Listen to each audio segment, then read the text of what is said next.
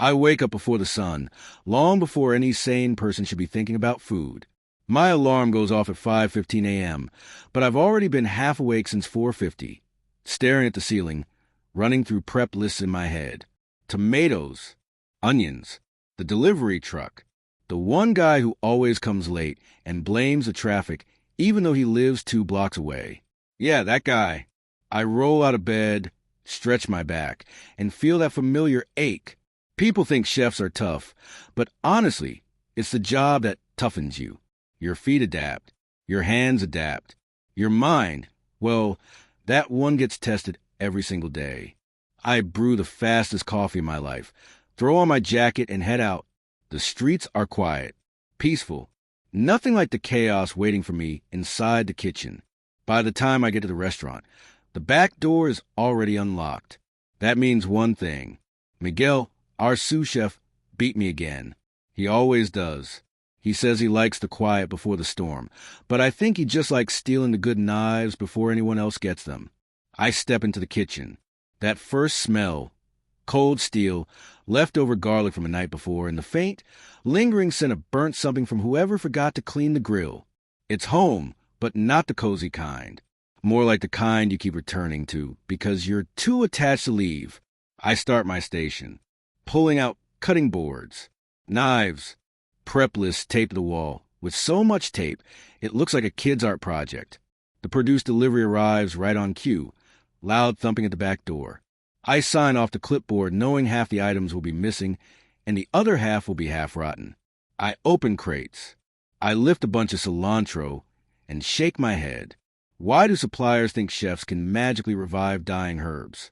It's cilantro, not a patient in the ER. Miguel laughs behind me. Looks fresh, he says. I toss a limp bunch at him. He dodges it like he's used to it. He is. We start prepping. The kitchen warms up fast, and it's not even 7 a.m. yet. Carrots pile up. Garlic skins fly everywhere. Knives tap in a rhythm that only kitchen people understand. Chop, chop, chop. That's the heartbeat of this place. By 9 a.m., the rest of the crew comes stumbling in. Some look half dead. Some look hungover. Some look both. The dishwasher, Benny, comes in with headphones on, mumbling a song I can't recognize. Benny sings every day. Off-key, loud, annoying. But honestly, the kitchen feels wrong without him. Around 10 a.m., the owner walks in. He does his usual inspection, touching things he shouldn't, asking questions he won't remember the answers to.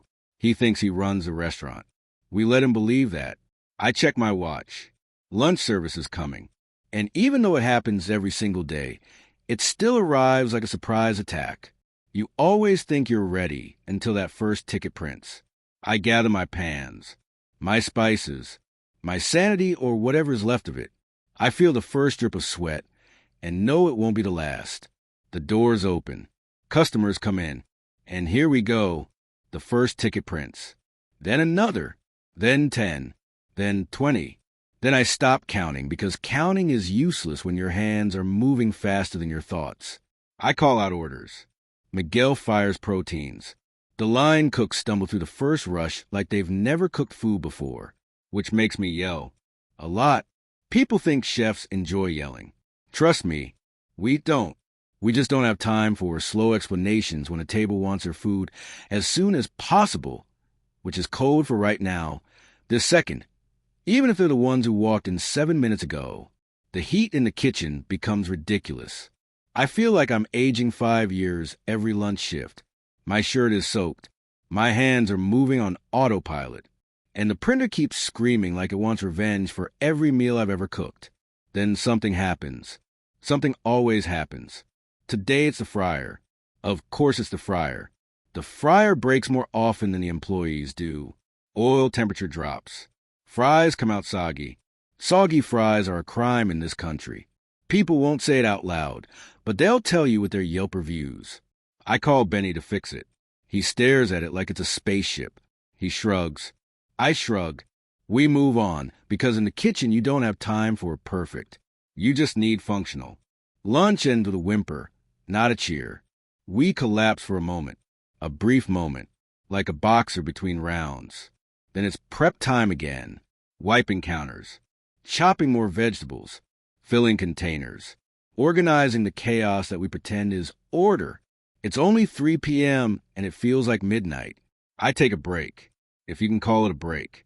I sit on a crate outside near the dumpsters, where it smells like old onions and regret. I sip cold coffee that I forgot existed. I check my phone. 6 missed calls from my mom. I text her back, alive? She replies, good. That's our daily conversation. A server comes outside and asks if the vegan option can be made more vegan. I don't even respond. I just stare. She gets the message and walks away. I go back in. The heat hits me again like a wall. Dinner prep is underway. Miguel is seasoning chicken. Another cook is trying to hide that he burned a pan. He can't hide the smell, though. Nothing hides from that smell. The music changes. Someone puts on loud reggaeton. Someone else complains. No one changes it. We don't have the energy for debates. The owner walks by again. He tastes the sauce. Says it needs more something. Doesn't say what. Just something. Thanks, boss. Very helpful. Dinner service looms. The calm before the tsunami. I stand at my station, mentally preparing. I tell myself, you've done this 1,000 times. But my hands are still jittery. That's the thing about being a chef. No matter how long you've been doing it, the pressure hits you every time like a fresh punch. The first dinner ticket prints. Steak, medium rare, easy, then 4 more, then 8, then 12. The machine is laughing at me now. I swear it is. The line gets hot. The pans scream. The grill hisses. Customers with allergies, preferences, substitutions, modifications, and philosophical differences with normal food order like they're trying to win some challenge. One guy sends a steak back. Says it tastes too steak-y. I don't even have the energy to get mad at that sentence. A family orders 4 dishes but wants them all cooked differently. A woman sends her pasta back because the pasta is too pasta-like. I don't understand humanity sometimes, but I keep going because stopping is not an option. Not in a kitchen. Not in this heat. Not with a printer waiting to ruin my mood again. Hours pass. We don't notice. Time stops existing. It's just plates and fire and chaos and noise. My feet hurt. My fingers are numb. My shirt is soaked. My patience is vaporizing. Then a moment, a rare one, a customer sends a note back saying the food made their night. Just a simple note. Not even a long one. But it hits harder than a 5-star review. Makes you remember why you started doing this in the first place. But there's no time to enjoy it. More orders. More noise. More madness. Someone drops a pan. Someone burns a hand. Someone mistakes salt for sugar. Someone forgets table 12's appetizer. Someone cries in the walk-in fridge. Normal kitchen things. By 10 p.m. the rush slows. Not stops, just slows. Enough that my heartbeat returns to human speed. We start cleaning, scrubbing grills, wiping counters, throwing away the science experiments growing in old containers. Benny blasts music like it's a celebration. He dances while mopping. He says it keeps him awake. I think it keeps us all from collapsing. The owner comes in one last time, does his final questionable inspection, tells us good job today, whether it was good or not. We nod. It's easier that way. By 11:30 p.m., we're shutting down. Stoves off. Lights dim. Kitchen finally quiet. The silence is strange. Almost unsettling. After a full day of shouting, sizzling, clanging, and chaos, the sudden calm feels unnatural. But also kind of nice. I sit on an overturned bucket. My legs are dead. My back is screaming. My brain is mush. And somehow, for some reason, I know I'll be back tomorrow to do it all again. I head outside. The night air hits me like a blessing. Cool. Fresh. Nothing like the sauna I just escaped. I walk to my car with slow steps, like an old man. My hands smell like garlic and steel. My clothes smell like smoke. My shoes are stained with things I don't want to identify. I sit in the driver's seat. Close my eyes. Exhale. A whole day flashes through my mind like a montage of stress, Heat, noise, and tiny victories. I wonder why I do this. Why any chef does this.